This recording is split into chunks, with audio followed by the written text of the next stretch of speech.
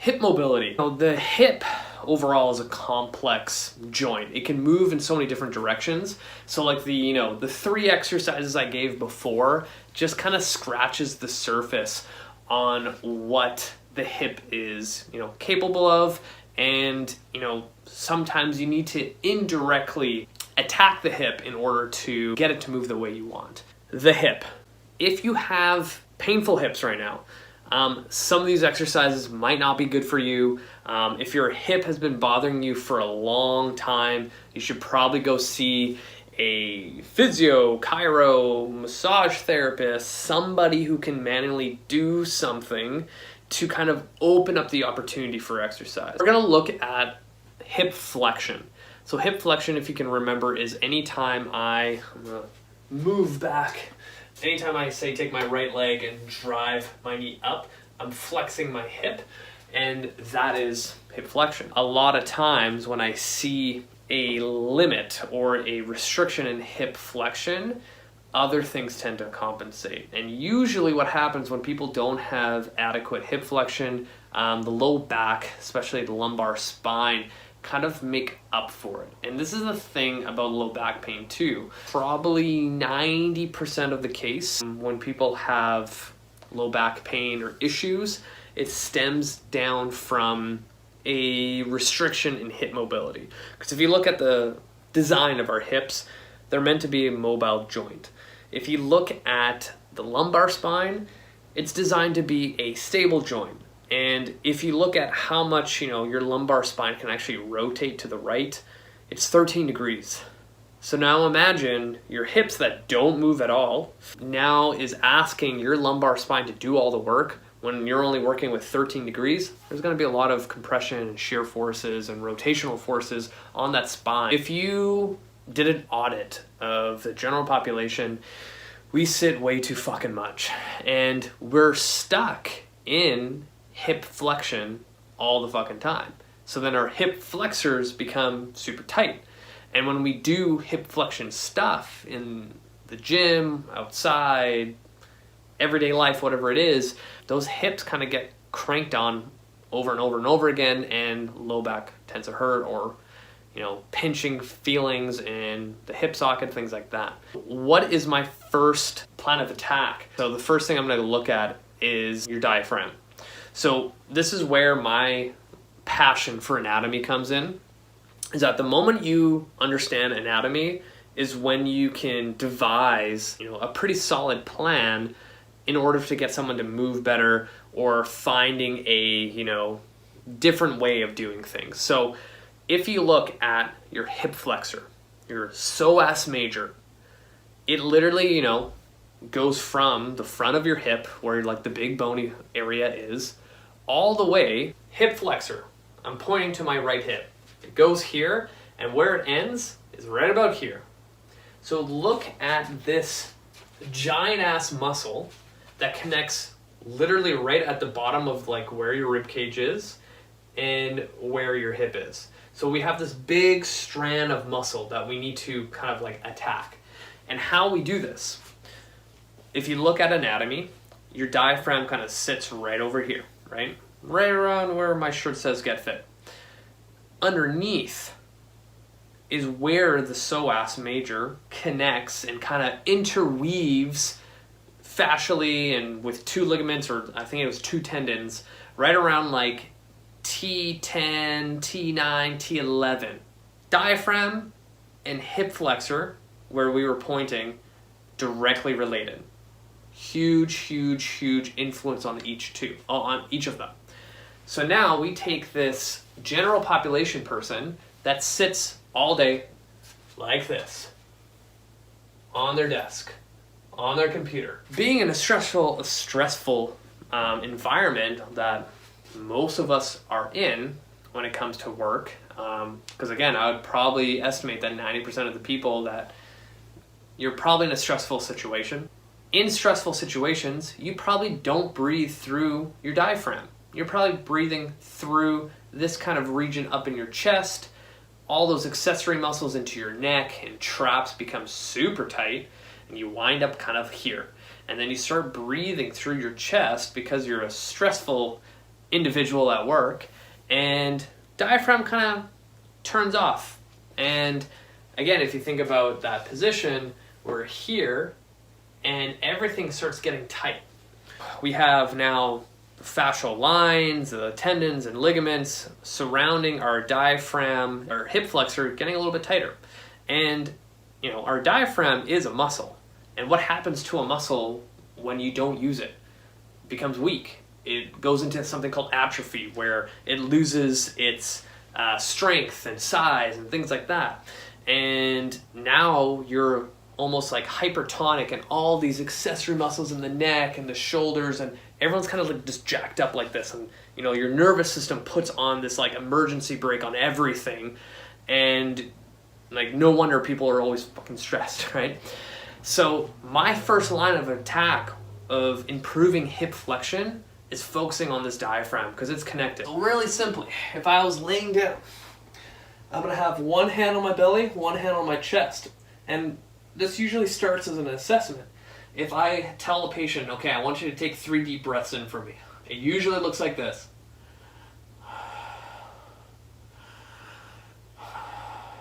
Like one, it sounds like a labored breath, and I'm like, holy shit, that's how you breathe. And you can literally see their shoulders and chest come up, and then I'm like, okay, now the next couple breaths, I want your bottom hand where your belly is to only rise, and nothing in this upper hand. And then they go, okay. And like, they can't even think how to get that to work. Like, there's almost like a miscommunication between diaphragm and brain. And they're like, holy shit, why is this hard? And what you should see is this.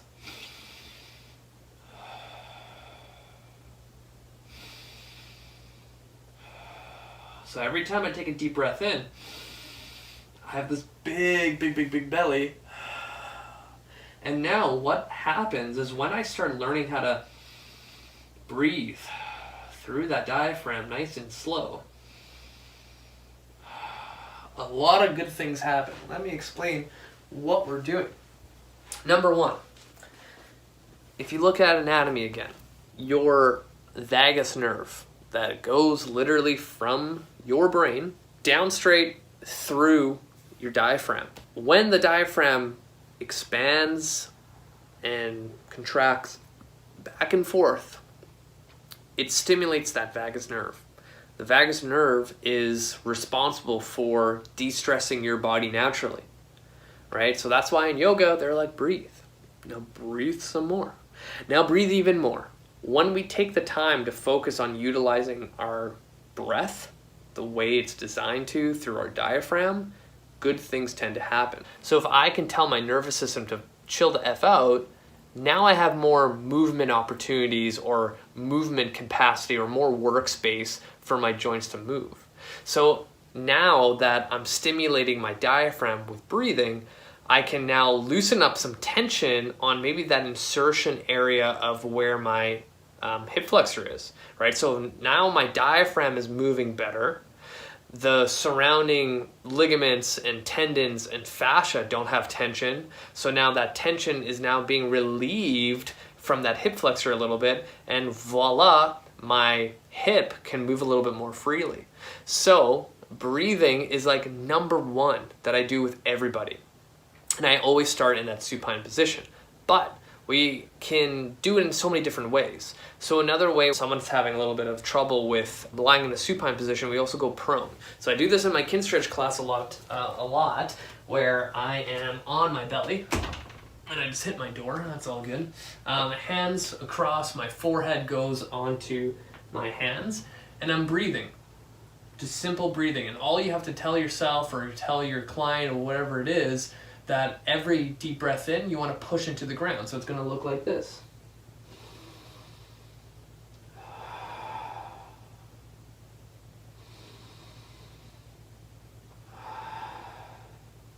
So I don't know if you guys could see, but every inhale that I had, my whole body almost came off the floor, right? So you want to think of being able to lift yourself off the ground when it comes to breathing. And being in that position, an extended position, is also going to help indirectly with hip flexion capabilities. So if you think about it, when we sit all fucking day, our spine is in flexion. And a lot of low back people are flexion intolerant because of it. So now if I put your spine into extension, where we have an opportunity to let the discs kind of, not float back, but kind of go back to a more centrated position within the vertebrae, now we have less pressure of like a bulging disc pushing onto nerve endings, causing pain. And we're also, again, telling the nervous system to chill the F out. So then we have less tension in that low back and hip region, which again will allow you to move more freely and effectively with your hips. The second thing that I'll do with working for hip flexion is attacking hip extension. The reason being is if I am in a seated position for 10 hours a day, all the surrounding tissues that allow me to flex my hip are going to be tight, and I need to get extension because those muscles are probably not being challenged at all. And one of my favorite ways is doing PAILs and rails. And one of my favorite ways to get hip extension is going into almost like a runner stretch into this position. And I like to use a yoga block for my wrists here. So what we'll do in this position is hold it for 2 minutes. After the 2 minutes, we're going to do our PAILs contraction. The way we're going to do this is driving our heel towards our bum, shifts the knee joint so it's a little bit flatter to the floor. If this hurts, you need to put some padding and things like that underneath. So in this position, the PAILs is going to be my knee driving down into the ground, but I'm trying to think of driving my knee forward, kind of like if I was going to like knee someone in the face. So I'm going to work the front of my hip capsule by doing hip flexion, right? I'm isometrically loading my hip flexors in this position. So I'm going to do that for 10 seconds. After the 10 seconds are done, you're going to notice that you'll be able to get further into hip extension. And then our rails is going to be thinking of taking this heel and driving it up towards the ceiling. And you want to literally think of lifting your knee off the ground. So to do that, I'm going to squeeze my ass as hard as possible to lift up towards the ceiling. So now I'm getting all my hip extenders challenged, and I'm creating an isometric contraction on the opposite side of the hip. This is going to change a lot when it comes to tissue quality and tissue tension. Doing hip extension stuff is indirectly going to influence getting more hip flexion.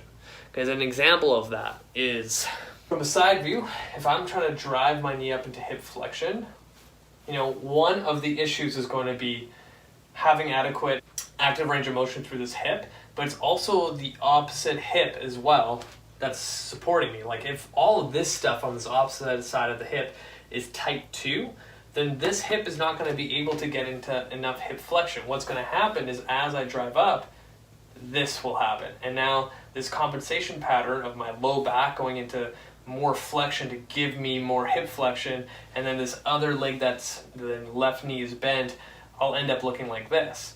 Attacking the other hip by doing that PAILs and rails for hip extension will help tremendously, right? So it's not just the one hip that we're focusing on, it's going to be two at the same time, because it's like brother and sister, like they yin and yang, like they have to kind of work together simultaneously, and you can't focus just on one, you need to focus on the other. And if one has more mobility than the other, then the other one is going to try to compensate with other weird patterns. So the other way to improve mobility in the hips when it comes to hip flexion is also strengthening up the hip flexors, right? So when hip flexors are tight, they're not going to have a lot of power to them, right? So one of the ways that I like to strengthen hip flexors, and I'm actually going to show two different ways, is actually like a band-resisted hip flexion, almost like a dead bug.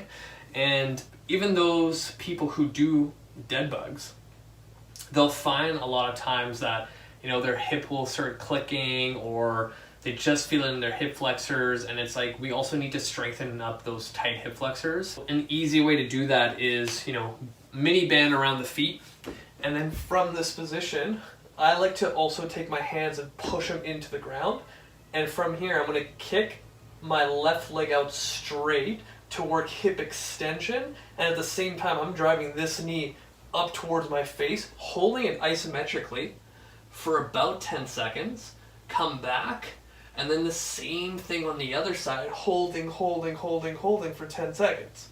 So that is going to strengthen up those hip flexors quite a bit, and also kind of create this like active component of an isometric contraction, which again will have more of a global effect, right? The more tension I can create, kind of like the PAILs and rails in an isometric contraction, the more I'm going to influence at a tissue level and a cellular level. And the other one that I really enjoy that people fucking hate in my class is a active range liftoff in hip extension and hip flexion. So how that's going to work, you're going to need a dowel, and think of a little like foam pad, and I'm going to be in a half kneel just to protect my knee.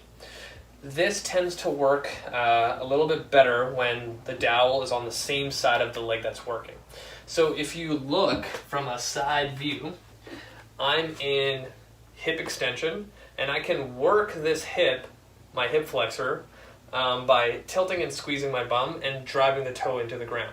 But that's kind of like a secondary focus, because we're going to be focusing on this right leg, its ability to actively perform hip flexion. And this is kind of just like a bonus. And remember what I said earlier, like we need to focus on hip extension on the opposite side in order to have adequate hip flexion. So what I like to do here is, as I tell people in my Kinstretch class to drive this knee up as high as possible, they want to think of driving this opposite left hip forward in order to not cheat, and then this opposite hand into a fist, and this dowel pushing into the ground. So when I tell people to lift, it's like lift this knee as high as fucking possible towards the ceiling without this happening. So I'm pushing my hip forward, I'm holding, and relaxing. Driving up, back down. Driving up, back down. And that's where like the magic's gonna kind of happen when it comes to creating a plan of exercises to improve hip flexion, right? I know this was like a heavy episode on like anatomy and everything like that, but if you're noticing that your lunges and squats don't feel right, there's most likely a high chance that you need more hip flexion and extension. And all these exercises that focus on hip extension are indirectly going to focus on extension at the same time. And I think this is where a lot of people don't focus enough time, because they're doing like hip mobility exercises like hip cars or a glute stretch, and they're like, yep, that's good, right? But that's similar to like if I only focused on bench press in the gym. Like there's going to be an imbalance, and I put that in quotations, right? We need to focus on the opposite movement, right? Your hip can do flexion, extension, abduction, adduction, circumduction, like all those things. So we need to focus on all those different movement pathways. If we focus more on one than the other, then we're lacking, right?